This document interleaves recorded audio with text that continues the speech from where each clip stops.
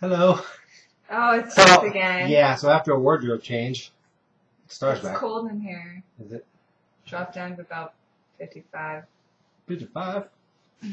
I can't drive 55. Anyway, so, yeah, go ahead. She forgot one from the last one, and I figured it was important enough, and we both agreed it was important enough to talk about because it's a Well, I didn't forget about it because you had like 80 records in your lap, so I took it out. Okay, well. This was also one of my Valentine's Day presents, Sure, and yeah, I got two. And this actually takes me back to being young and getting out on my own.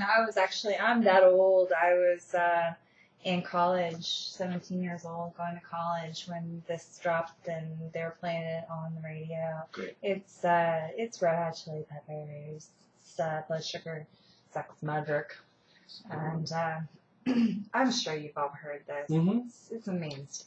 They all have, yes. I think their best album, The best. like that, this was their big, every band has a Sgt. Pepper's in their catalog, you know what I mean? Like that record, it's like, ugh.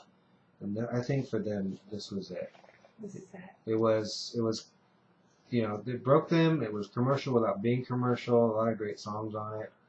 I mean, it came out in like 91, 92, I think. That's when I was in college, yeah.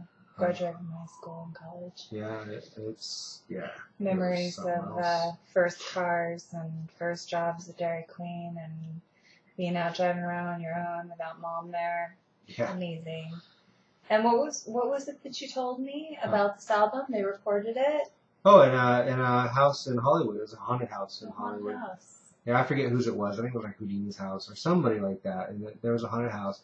All the band members, I think, stayed there. The drummer would not because he was freaked out. But everybody else stayed there and recorded there in this house. It was mansion in Hollywood, in the hills. And I think that the cover art is probably one of the biggest causes of crappy tribal tattoos on people's armbands in the early 90s. Yeah, even now, too. Shame. Yeah, it's good pressing, though. It's interesting, though. Music. Yeah, and that's a 180. What's cool about it is it's on the Warner Brothers, but the Warner Brothers, it's their old school the white label from the 80s. It's like an 80s label. That's why pretty much when I see that label, it reminds me of like Van Halen albums because they're from the 80s and they're white and just stark and stuff. So, yeah. Okay, so that was, since I had my pile of plastic, not plastic, it's not plastic, vinyl is old tires, reconstituted. Anyways. This is why we're here. This is why we are here. This is what we wanted to talk about. Yeah, okay, so let the cat out of the bag now. I am a Hendrix fan. I've been a fan of his since I was like that big. Maybe that big. And me too. I went to Jimi Hendrix's grave in Renton, Washington. She got lucky. She got to go. Which is near Seattle. Yeah. A lot of people know that his hometown was Seattle. It was actually in Renton, Washington. Mm-hmm. And he is interned in Renton, Washington. It's right down the street from where I used to live. And I did go and smoke a joint at Jimi Hendrix's grave. Mom, you didn't hear that. Yeah. Oh, you get a phone call. This was a long time ago. Well, yeah. I mean, what else are you gonna do? Right? I mean, that's what people do. And they go and have a drink or have a smoke with somebody that was very important. And Jimmy was important. He shaped a lot of guitar as we know it today. So. And I don't think that this one's going to mention it, but he's also a left-handed guitarist, which I think is why Jimi Hendrix is so special to you. I guess, yeah. I mean, I can only, my first electric I got when I was 14, I tried to copy Hendrix's guitar. It was black with the white pickguard Fender. It was a knockoff Fender. It was a made by Fender, but it was just one of the, I think it wasn't even a Mexican one. It was just like Korea or China or something. But it was a right-handed guitar. It had a rosewood neck, and I flipped it around, restrung it, and thought it was neat to me. So maybe that's why. I don't know. But I do love his music as well. So anyways, okay. So I was going to get on to the Holy Grailness-ish of this whole thing. And I'm going to start with, before I show what the record is, I'm going to start with cover controversy that he dealt with throughout his 3-record career, you know. So I'm going to start with, everybody knows what this one is, right? It's Matchless as Bold as Love. It's the American version, the one that everybody sees, you know, around. Pretty stock. But what was funny is I think I brought this up before when I showed this before, but in Italy, I don't know about the UK or Russia or anywhere else, but I know in Italy they thought that this was offensive. As to why, I don't know, maybe because of the religious stuff about it. I'm not too sure, and if anybody does know why, then let me know. I don't know, but there's a lot of Hindu gods on there. Yeah, so who knows. But in Italy, they released the same album, but they changed the cover to something basic like this, and which is pretty odd. But I guess I understand too. I mean, even nowadays you have artists that certain things get banned or changed or for whatever reason. Yeah, this is actually. I want to say in Italy. This is French. This is French. I'm sorry. I don't know why I said Italy, but this is French, I believe. Yeah. Say Italy all day. Have I? Oh. I laughed at pills. But this is a repress as well. It's on Barclay. It's white. It's the same as the second record. Very interesting stuff. Really strange, because this is going to be the theme. His record cover. His record covers were changing, and why they were changing. I think that album covers what he wanted it to be. I don't think there's any controversy as to the record label saying, no, you can't do that. I'm not too sure. But out there, this right here is what they wanted. And I think they also changed Are You Experienced as well, the first record. So this was U.S. And this was Europe.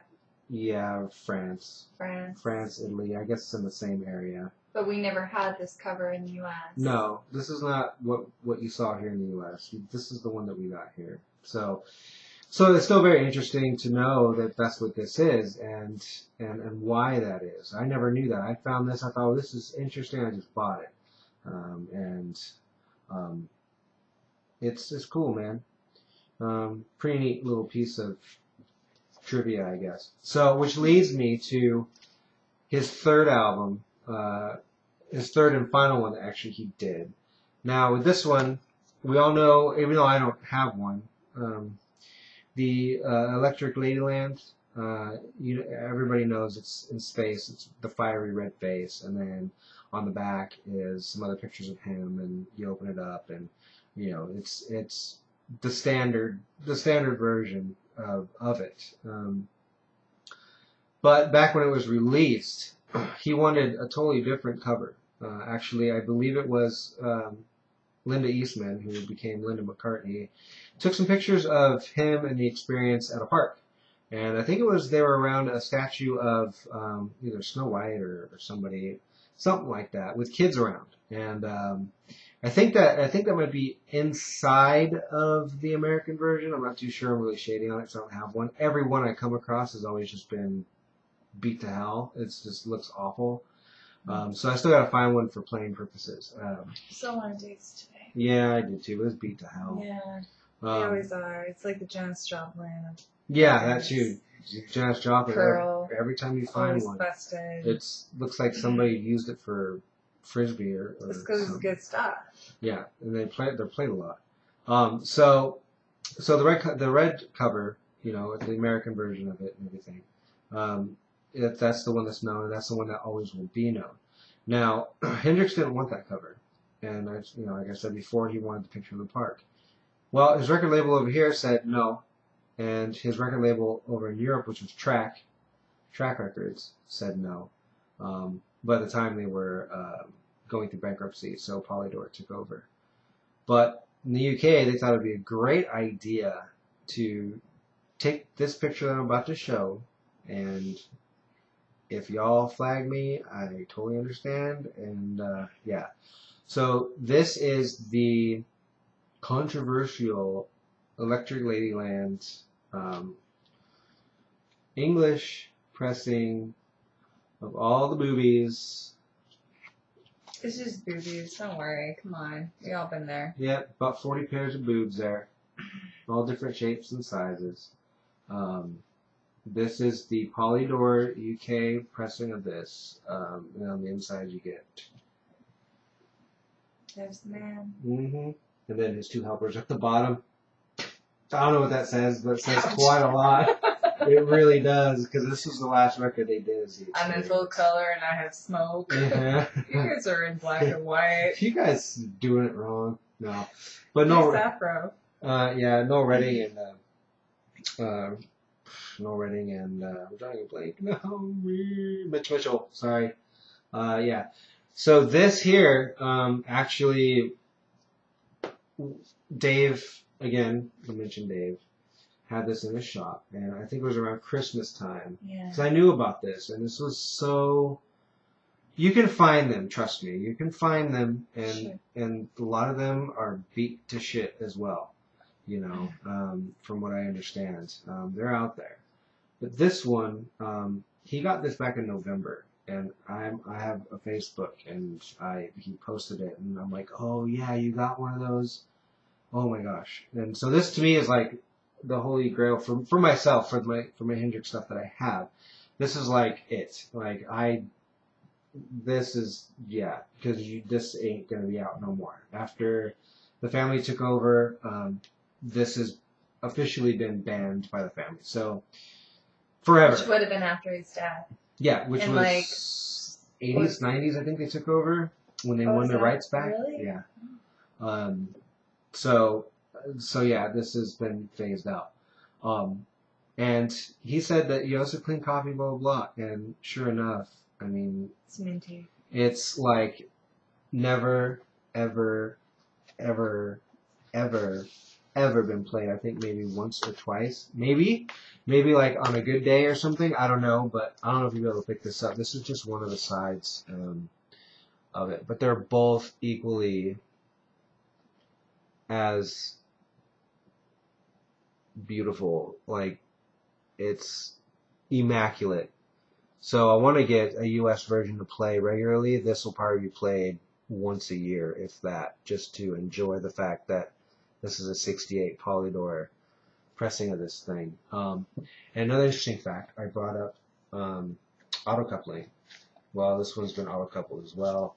So, you know, 1, 3, 2, 4 kind of thing.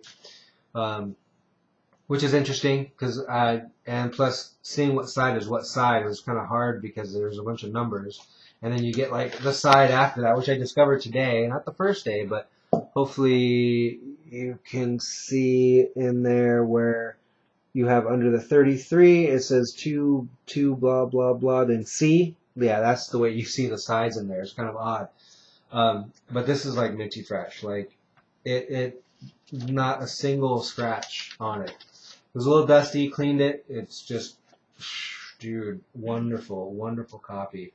And what else was I going to say?